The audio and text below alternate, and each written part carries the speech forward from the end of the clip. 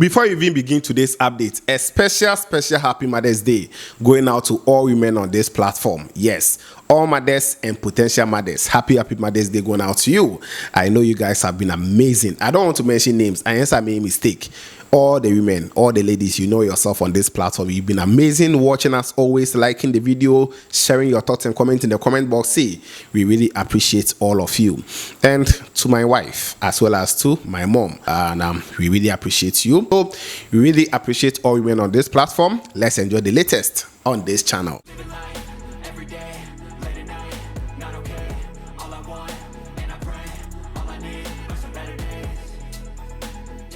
Welcome to Scanny TV on YouTube once again. Let's take some quick updates coming in from the camp of Black Stars team, Ghana Black Princesses, Black Stars players, and some few other updates ahead of our next game against Mexico. Now we have about 3 players who could possibly not be available out of the 22 players, or 23 rather, I beg your pardon, named ahead of the game against Mexico. And I'll talk about the reasons why these 3 players possibly they might miss the game against Mexico. And it is not really good because at this point, some of the players will have to choose between the club and the national team. I know as Ghanaians, they will feel like, Charlie, make them come play for Ghana. But it is not like that. It is not straight like that. I'll talk into that in this quick updates. Black Princesses, after they won yesterday, it is all about Kakalika dance. Just interesting. We will check it out. Thomas Partey, we have a quick update from his side. Abu Francis, we also speak a little bit about him, together with some few Black Stars players transfer and more. One bad news, I'll also talk a little bit about this. So you know how we do it. If you join us, take your time always. Like the video as usual. After that, if you are new here, please consider subscribing. Put us on post notification because we have amazing updates coming your way. And after watching the video, do us a favor by sharing so that others will come here and enjoy the very latest on this platform. Yesterday, I intentionally decided not to reply any comments. So under the last video so far, we have about 3,300 views. Yes, after posting it 21 hours ago as of the time I'm recording this video. And after posting that video, we have 123 comments so far. I didn't want to comment and like it so that the comment will be exceeding the number I wanted. So far, I can confidently say over 100 people wished the Ghana Black Princesses congratulations after winning yesterday to qualify to the next World Cup. And I'm so much excited. I just wanted to see how you react to the women's game as well. So you guys have done very well, and personally, I will applaud you all for showing huge interest in the ladies' game. I know you guys have been doing it always here as well as on Scanny TV Plus. Thank you guys for supporting our girls, and let's continue to support them. So let me begin from them. A quick one. After they won yesterday, did they win? No, they drew 1-1. But it was a big victory for all of us because we've qualified to the next World Cup. That will happen in Poland 2026. And the Black Princesses team was presented with a beautiful cake. Beautiful cake. And with that cake, I could see Ghana Football Association on it, as well as a football. Then they wrote "well done" on the cake. It was a beautiful one. The girls, Charlie, then they enjoy, and they deserve everything because Uganda, for them, are stubborn. They played very well, but our girls did well, especially qualifying with a player down. It is not something easy to do, especially not on your own soil or someone's soil in Uganda.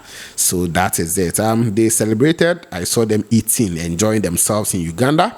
I will be checking when they will arrive. Immediately they arrive. You know how I do it. We will go there, pick the videos, and also share it for you guys to enjoy here on YouTube, as well as on Facebook with Scanny TV, TikTok with Scanny Official, and with Scanny TV, and all the other platforms. Make sure you follow us, and let's continue the conversation after they qualified yesterday doing that Kakalika dance as well. That video popped up today.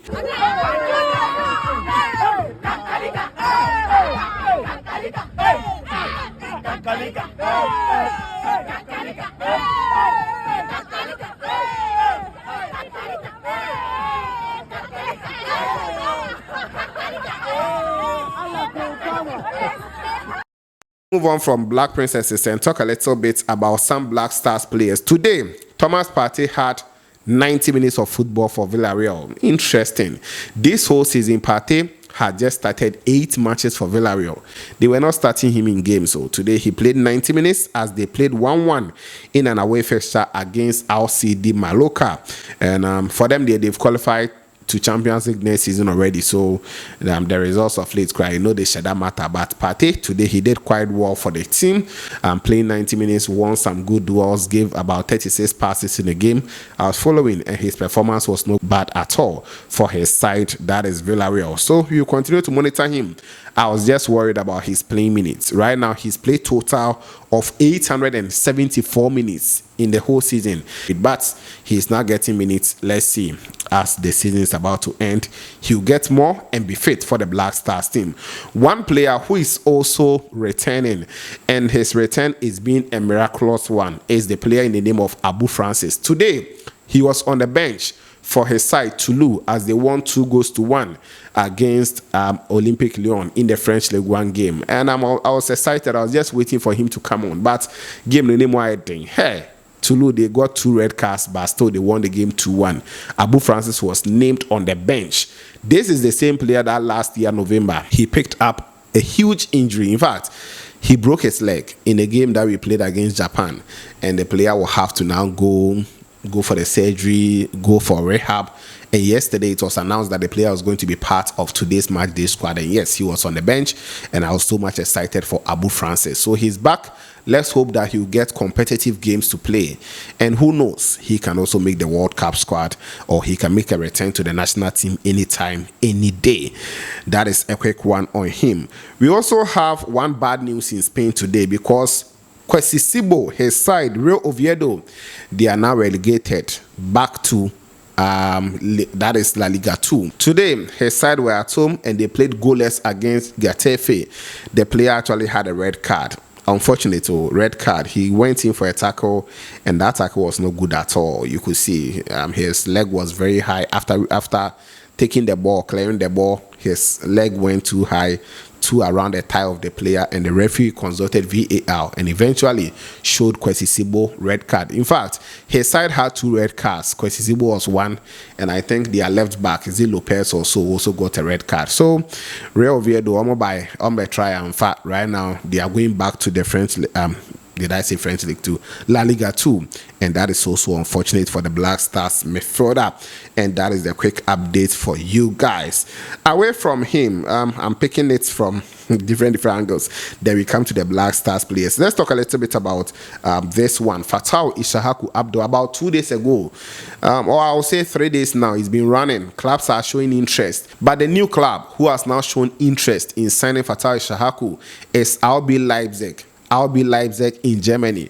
You know, RB Leipzig, one of their key player is Yan Diomande, who plays for Ivory Coast. Yan Diomande, if you guys follow the AFCON, you get to know that he's very good, very sharp. And right now, clubs are showing interest. Liverpool and some big clubs want to sign him. So if Yan Diomande will leave, as well as some few players, they want the likes of Ishaku and some more fast wingers to come into the team. So let's see whether they will eventually get him. But we understand that they've shown strong interest in signing Fatau Ishaku, especially after his side Leicester City got relegated to League One in England. League One, if you compare it to Ghana League, is like Division 2, you know. Division 1 in England is the Championship, and Division 2 is the League One. So it is no good at all. And, you know, that is it. Ishaku there, possibly he's going to leave. Not only RB Leipzig, who have shown interest in signing Ishaku, we have clubs like Fulham, they've shown interest. Aston Villa, they've shown interest. Brentford have shown interest. Everton, Sunderland, then Trabzonspor in Turkey. All these clubs, not forgetting Atletico Madrid, they are all showing interest in signing Abdul Fattah Ishaku. And let's see how things will go going into the summer transfer window. Away from these ones, quickly, let me talk about this. Black Stars players who could possibly miss the next game against Mexico. They are now 3.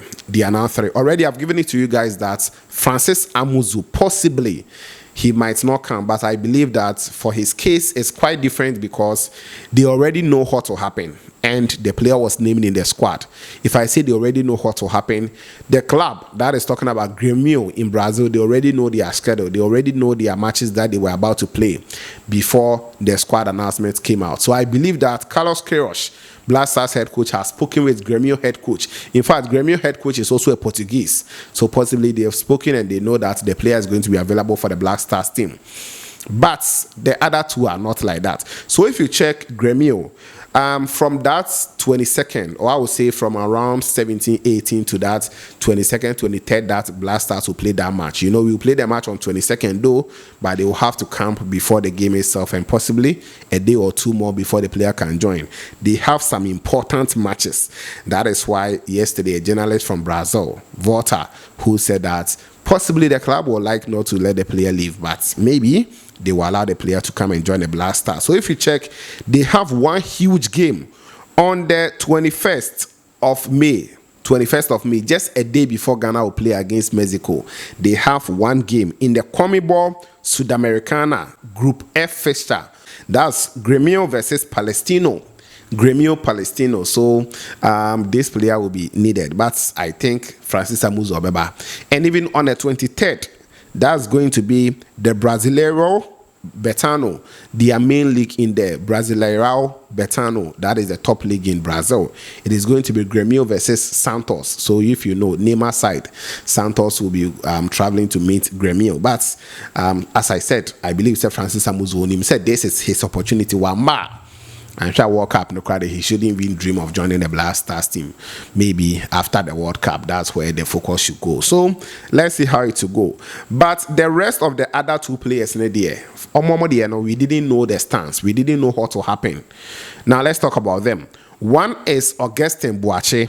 Augustin Boache, he played for Saint-Etienne. And two is Ebenezer Annan, he also played for Saint-Etienne.